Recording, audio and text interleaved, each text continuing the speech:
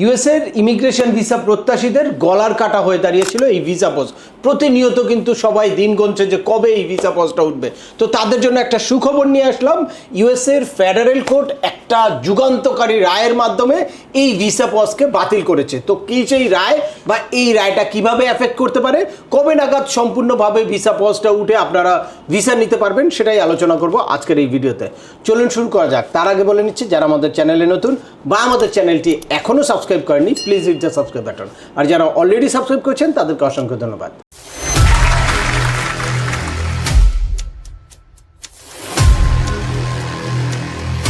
Welcome back. আপনাদের সাথে আছে আমি সিএম আমিনুল বাহার। আমাদের এই চ্যানেলে ইউএসের ভিজিট, পড়াশোনা, ওয়ার্ক পারমিট এবং মাইগ্রেশন সংক্রান্ত বেশ কিছু আপডেটেড ইনফরমেশন আছে। আপনারা যারা যেই টপিক্সে ইন্টারেস্টেড, দয়া করে ওই রিলেটেড সকল ভিডিওগুলো দেখবেন। এরপর ছোটোখাটো প্রশ্ন থাকলে ভিডিওর নিচে কমেন্টস করবেন।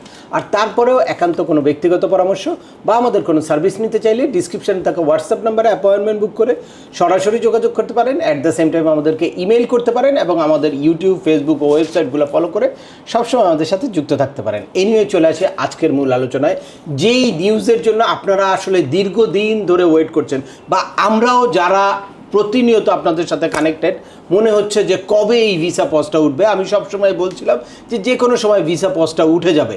এর আগে বিভিন্ন ডিস্ট্রিক্ট কোর্টের অর্ডার কিন্তু ছিল ছোট ছোট বিভিন্ন কেসের রায় নিয়ে, বাট এবার যেই রায়টা দিয়েছে এটা আসলেই অনেক বড় একটা অ্যাচিভমেন্ট বা অনেক আশার একটা ব্যাপার। দুইটা মানবাধিকার সংগঠনের একটা পিটিশনের বিপরীতে এই রায়টা দিয়েছে ম্যানহাটন ডিস্ট্রিক্ট কোর্টের বিচারক জেনেস ভার্গাস।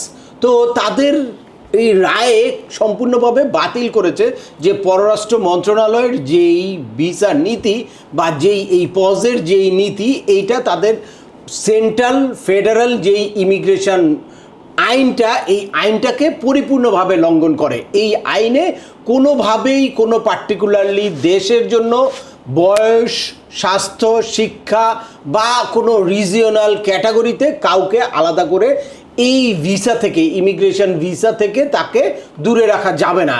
এইটা ইউএস সিটিজেনের কনস্টিটিউশনাল রাইট।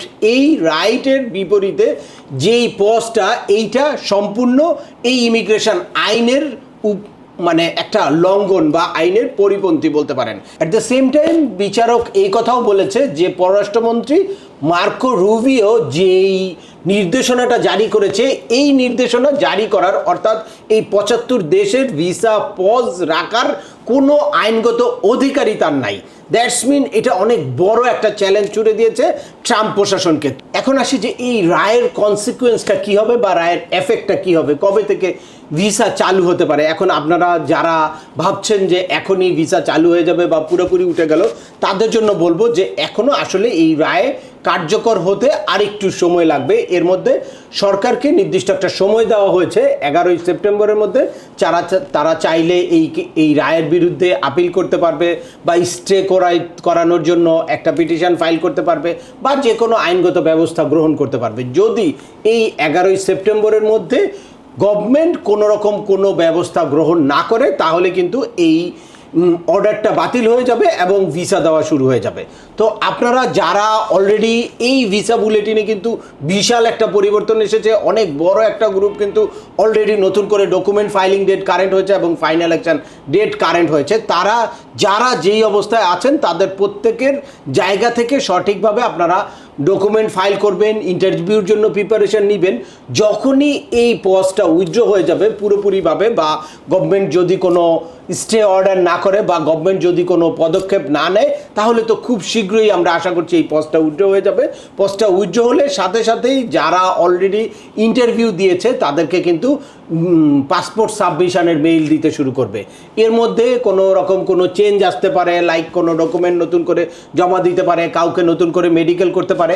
এইটা আসলে তখনই দেখা যাবে, এটা আগের থেকে নির্দিষ্ট করে বলার কোনো সুযোগ নাই। এখন আমার সবার মূল লক্ষ্য হচ্ছে যে পজটা উইথড্র হয় কিনা বা গভর্নমেন্ট এইটার এগেনস্টে কোনো রকম কোনো ব্যবস্থা নেয় কিনা। আমরা আশা করছি বিচারক যেরকম ডিটারমাইন্ড হয়ে রায় দিয়েছে, এটাকে তারা এস্টাবলিশড করেই ছাড়বে। এবং এই পিটিশনে যেরকম দুইটা মানবাধিকার সংগঠন ছিল, সাথে সাথে ইউএস সিটিজেন অনেকে ছিল যারা বিভিন্নভাবে বিভিন্ন ফ্যামিলি মেম্বারদের আনার জন্য পিটিশন ফাইল করেছে, তারাও এই কেসের সাথে সম্পৃক্ত।